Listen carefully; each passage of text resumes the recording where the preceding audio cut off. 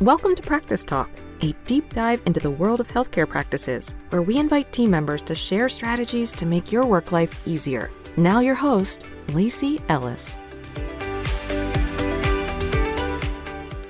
Welcome to our very first episode of Practice Talk. My name is Lacie Ellis. I'm from the People in Practice team, and I am a tiny bit nervous, but I'm mostly really excited to dive into the topic of dealing with difficult patients with my guest today, Kaitlynn. Kaitlynn is an amazing team member from King Orthodontics in Dayton, Ohio. And I thought she would be perfect for our conversation today because the very first time I spoke with her on the phone, I could literally hear her smile. I think she has mastered the art of customer service, and we're just really lucky to have her with us today. So welcome, Kaitlynn. Thank you for welcoming me, Lacie. It's nice to see you. Nice to see you too. Before we dig in too deep, I do want to say, don't worry about taking any notes for anybody that's listening today. We are going to put together a printable that will have all of the information that we talk about today, and you'll be able to download it for free from our website. So we'll get you all that information. So just sit back and relax and enjoy our little conversation today. So to start, I actually have a customer experience question, because I think that customer service and customer experience are so closely tied together. And so I'm always curious about this. How do you check in your patients, and is it different for a new patient versus your existing patients? Yeah, so when we check in patients, I like to treat every patient the same. When they check in, we greet them with a smile. We say hello, how are you doing? We recognize the patients, we check them in. It's a simple process for us when we check them in. And then eventually what we do is we have kind of a, depending on what they're needing that day, whether they need to fill out new paperwork or they need to have a question answered for them, we have that pop up as well, and we go forward with that. And they kind of hang out with us in the lobby. We chat with them a little bit, but we do the same thing with our new patients too. So we greet them with a smile. We welcome them to our office, that we're happy to see them, and we give them their new paperwork to get started with us. So we kind of treat the same excitement of seeing a new patient as we do our current patients, because each patient is just as important as the last. And so we like to make sure we treat everybody as great every single time. That's awesome. And I actually love that. And I think it's valuable because I think sometimes we welcome a new patient maybe a little bit differently, and then they start coming in as an existing patient and they're like, oh, they're not as excited to see me as they once were, or something like that. I do know something that I did when I worked front desk that kind of maybe differentiated a little bit, hopefully not too much, but was I tried to think of that new patient as if my sister was sending her very best friend in. I would know their name. I would know their child's name. If my sister was sending somebody in, I'd know when they're coming, what time. And I would really be anticipating their arrival. And that way I could be like, hey, Sam, we're so excited that you're here. We've been looking forward to this. So there was just a little bit of that extra anticipation. But I know you guys do a great job of knowing your patients and knowing their names and who they are. So I love that you treat everybody the same. Yeah. You always want to have the same energy. So I'm also really absolutely well, and you, like I said, you're just sunshine all over the place. So, so I'm also curious, what systems do you have in place to actually help you deal, your dealings with your patients a little bit easier?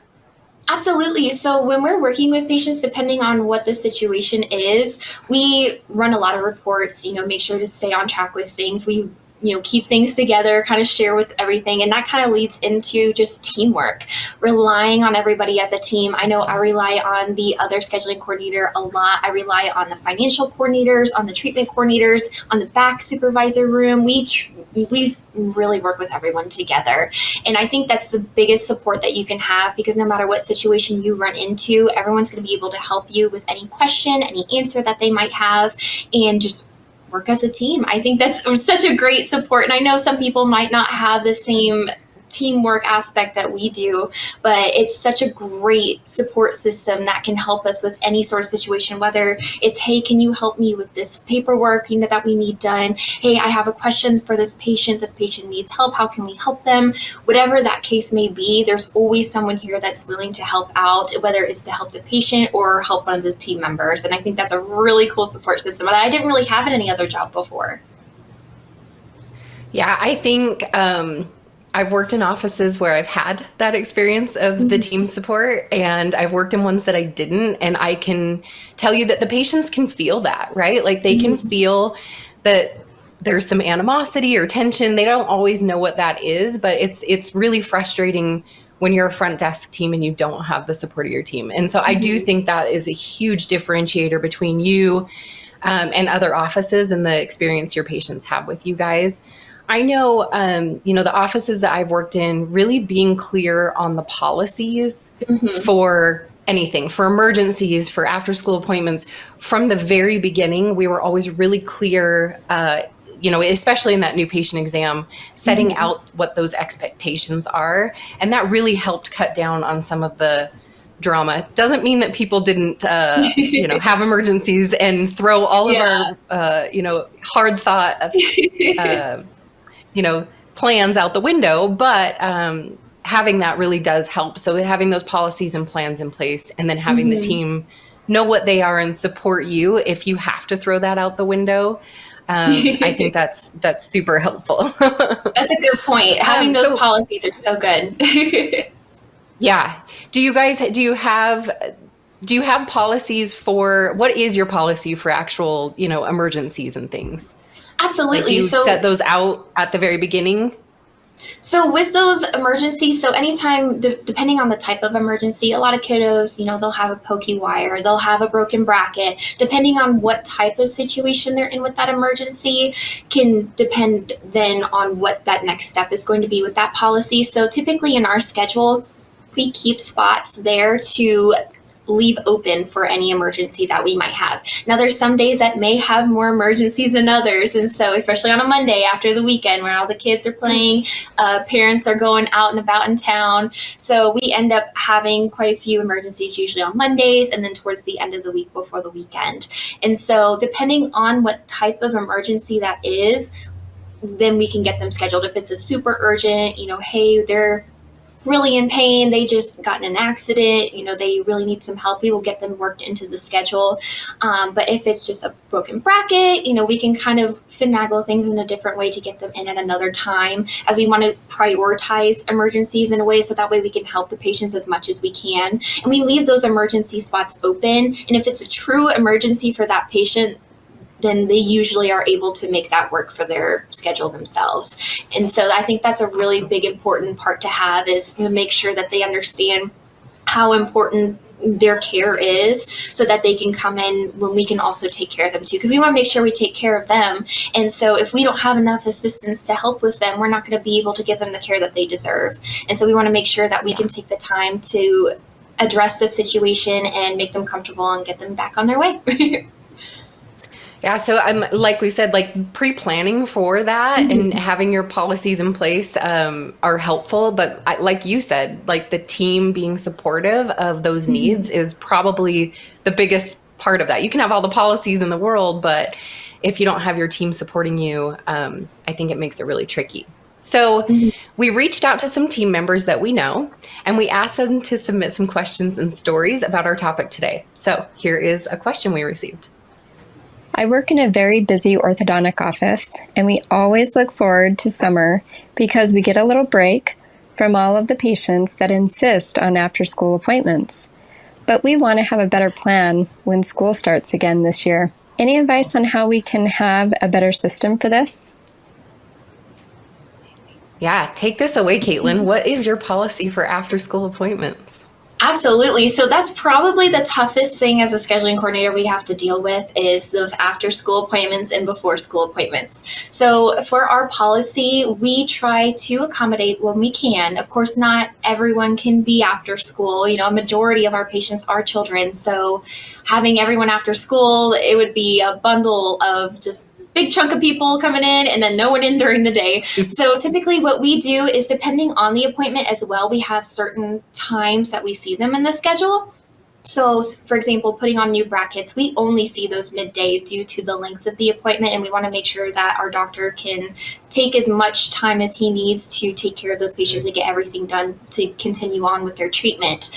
So when scheduling after school appointments, kind of the little policy that we do is try to get them towards the end of the afternoon, and save those last appointments at the end of the day for those who might be a little bit more pushy than others. And so, because we want to make sure we can accommodate for everyone that we can. And sometimes everything that you do, trying to make everyone happy, that's what matters most. So we want to make sure that we can have space to accommodate for those patients that might need to change their appointment or really need after school because of testing, whatever the case may be. So not everyone can go after school, but we try to accommodate the best that we can. Another policy that we have is we kind of pay attention to how many appointments you've had after school. So if little Johnny has had all of his appointments after school, we can let the parent know, hey, you guys have gotten really great timing with the schedule after school for all of your appointments so far. Unfortunately, we can't always accommodate for those after school times, especially with our schedule and other patients that are scheduled as well. And so it's really important to kind of communicate with that to the parent every single time that you schedule them. Even if you're scheduling an after school time or scheduling another appointment, it's good to be clear with the parents when you're scheduling in general, just any appointment, that our spots are limited at certain times, and we want to make sure we can take care of the patient as much as we can. We want to make sure that the doctor has enough time with your child to take care of him or her and give them the best treatment possible. So, and usually most of the time when parents hear that we want to care for them as much as we can, they're super understanding. I love the patients we have at our office. They're so great. And so when we run into those situations, usually we're able to accommodate in some way and get them in the schedule where they need to go. But sometimes it might not be that time that they truly want, but other times we're absolutely willing to accommodate. And I always make that clear, especially when scheduling more appointments than one. We could say, unfortunately for this one, we might not be able to get you in, but at the time that you want, but this next one, I can certainly save that spot for you. And so it's always trying to make sure that you turn it into a positive conversation. You don't want to say, no, we don't have that for you, sorry. Nobody wants to hear that. And so turning it into a positive is what matters, because that leaves that parent or themselves who are scheduling happy and satisfied with their care. I love that. I love that so much. And I know, so one of the policies in the office that I worked in the longest was, and we told them this right at the new patient exam. Again, there are some appointments that we only do at certain times, and explaining that. But for those, faster monthly appointments that only take those 15, 20 minutes, we have you not miss school on one, and then the next one you do miss school. And so we rotate back and forth. And we just always tell them, due to the fairness of all of our patients, we have to rotate so that everybody gets an opportunity to miss and then not miss. So that's kind of how we handled it. Now, did that always work out? No, because there's always that one parent that's like, my kid is the only kid that cannot miss school ever. We have those sometimes. Right. I mean, every I know practice myself. has those. Yeah, I know myself. I mean, when I was a kid with braces, my mom was like, hey, I don't want her to miss school, but sometimes it just had to happen. I turned out okay. Yes, you definitely did. Okay, so we also received this story from another team member. Hi, I work in a general dentist's office that stays pretty busy. We only have one dentist currently, hoping to bring on another here soon. I remember a time not too long ago where we had a patient who had an emergency situation and was in quite a bit of pain. They called and tried to get on the schedule and were told they could come in later that afternoon or the next day, and we could look at what was going on. The patient must not have liked that answer and wanted to be seen sooner, so they did a walk-in, and we did see them took some x-rays, found out what was going on, and they still were pretty upset that we weren't able to fix the issue that was going on right there and then. And the dentist I work for is very calm and caring and did a really, really wonderful job explaining the situation, explaining that there was an infection, that we had to get that cleared up before we could do any work, and we may need to refer them on. And even though the patient was not overly happy that we couldn't alleviate any of that pain immediately, it was handled in a really calm and caring way. Yeah, I mean, it's tough, right? But what I loved about that was that you deal with the circumstance and the situation that you're dealt with, and you do your best to just take care of people. And that's really the bottom line, is we are caring for people. And I think sometimes we have to step back and, even though we have all these office policies or things, sometimes we have to break them just to make sure we're taking care of people. So I know we kind of talked about emergencies, Kaitlynn, but how do you guys feel like, do you feel like you have so many emergencies, all at once that they come in floods and then you deal with them and then you don't have emergencies for a while? Or do you feel like they kind of trickle in throughout the week? It happens. So we have, like I said, Mondays, after a weekend, kids going and playing, maybe eating something they shouldn't, especially after Halloween. We run into situations like that. And so anytime that we have an emergency, we always try to accommodate the best that we can. Sometimes, like I said before, if it's a true emergency, you will come in when you need to. I know, healthcare is super important. And sometimes I think people can forget that, with braces, we are moving the teeth in your mouth. And so it's really important that that's taken care of. So even if they have to come out of school to take care of that, I know as a patient, I didn't like having a pokey wire, broken bracket. I know I was upset. I'd want it to be fixed as soon as possible. We always are trying to accommodate for that the best that we can. So we have those spots open and ready for any emergency that comes in.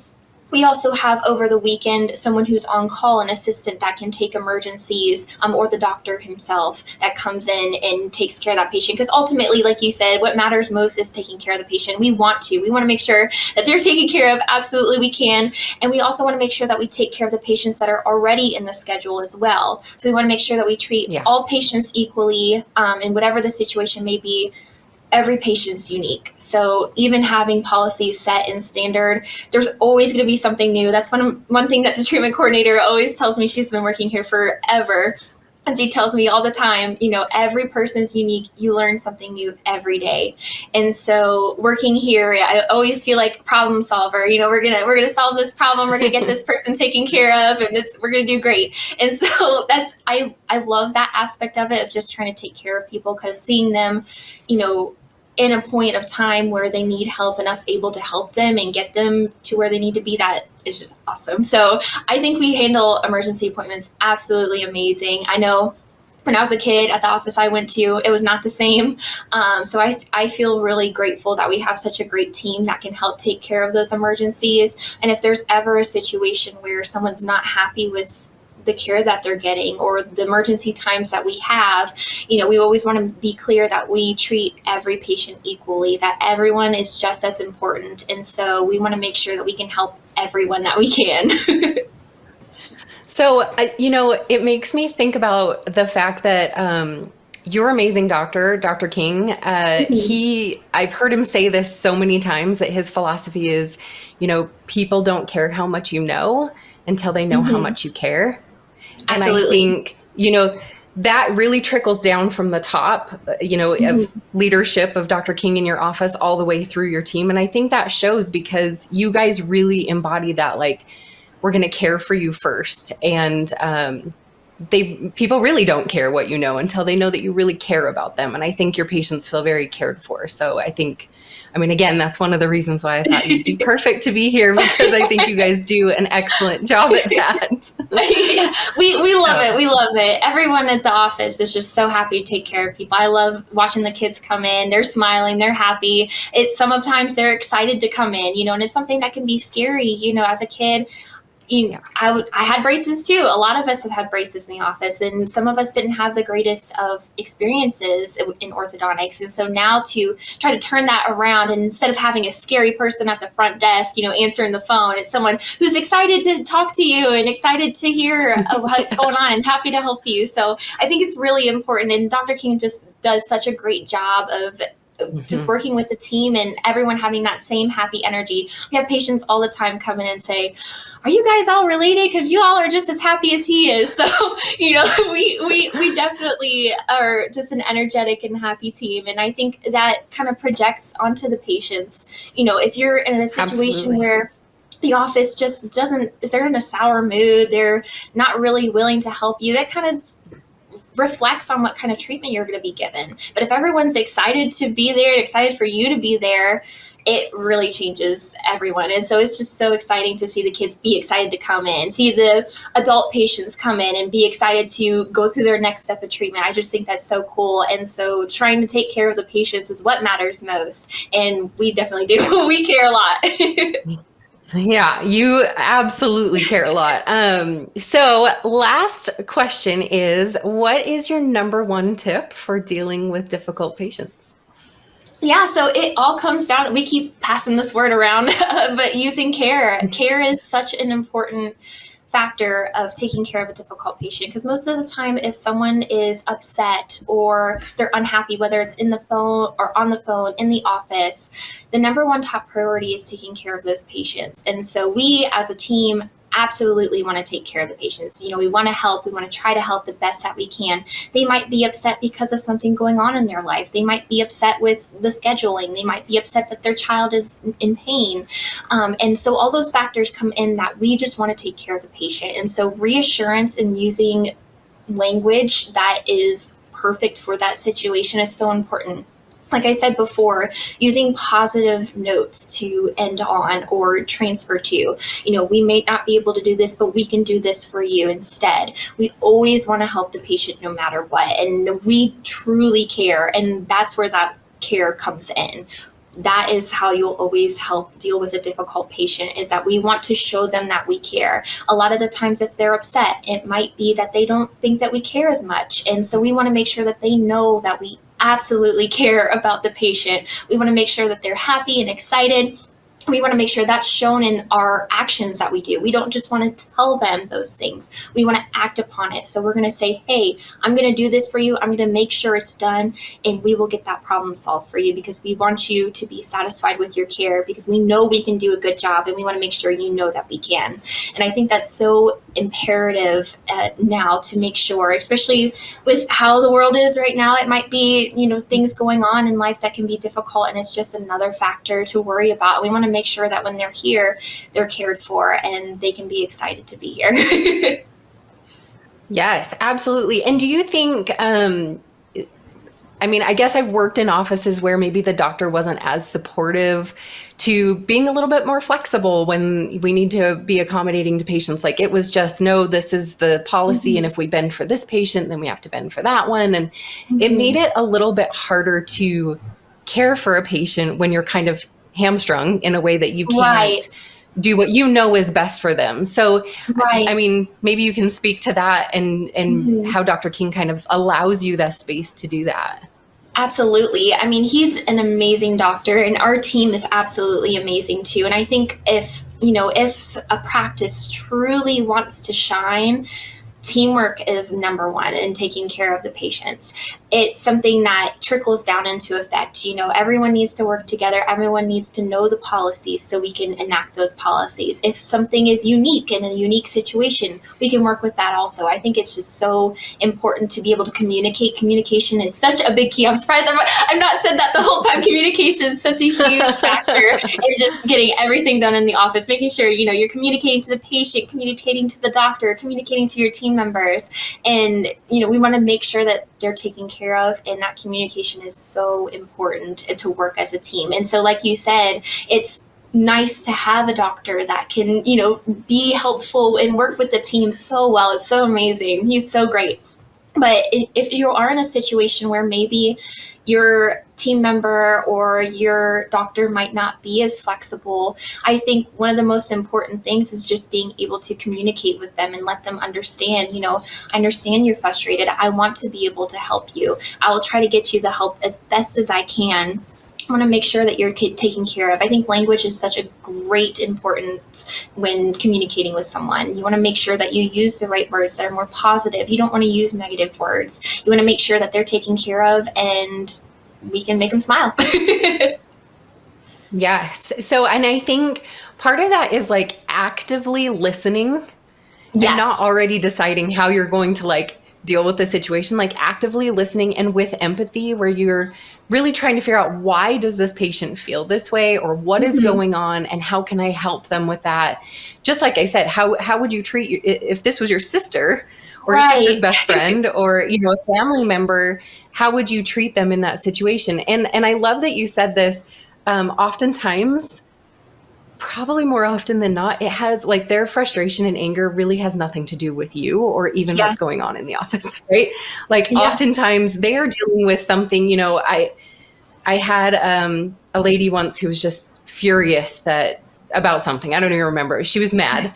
And, when we really got down to it and started communicating and talking, her father had gone into hospice that morning, and she was just so stressed out. And it really, she was just expressing her frustration and anger for something totally different. And it was coming out on me. And once I understood that, man, my heart just broke for her. And I just wanted to, I wanted to hug her. And I think I probably did, because that's who I am. But I did feel like, when you listen and you really try to solve the problem the best that you can, that can never be a wrong path. That can't be, you can't go wrong when you're giving it your best with your whole heart. So, absolutely. And like I said, you guys exemplify that to the biggest degree I've ever seen. So we might go a little overboard there. No, I'm just kidding.